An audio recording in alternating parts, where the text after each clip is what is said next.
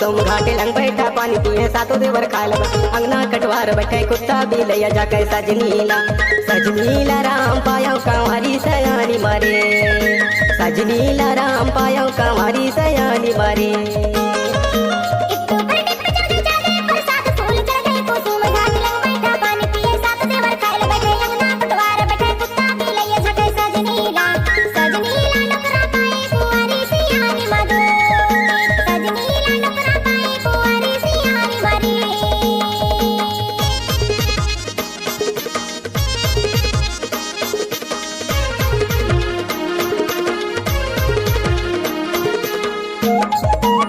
आप सुन रहे हैं देवा मरकाम का मिक्स किया हुआ गाना।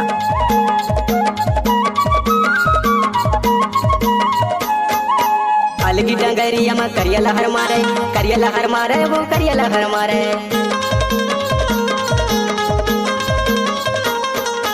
अलगी डंगरिया में करिया लहर मारे वो करिया लहर मारे वो करिया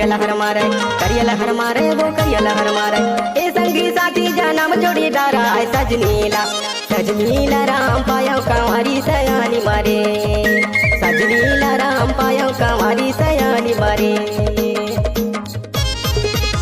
मिक्स बाय डीजे देवा बाबू हराटोला वाले।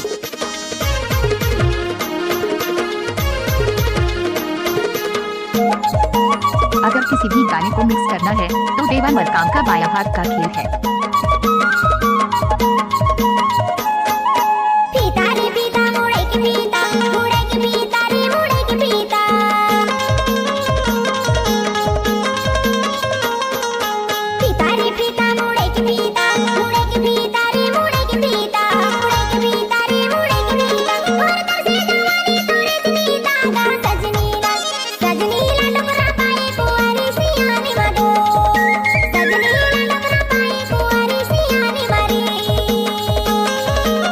ऊपर डिप्पी चढ़ गए प्रसाद फूल चढ़ गए को तुम घाटे लंग बैठा पानी पिए सातों देवर खाए अंगना कटवार बैठे कुत्ता भी लैया जाके सजनीला सजनीला राम पायो कंवारी सयानी मारे सजनीला राम पायो कंवारी सयानी मारे।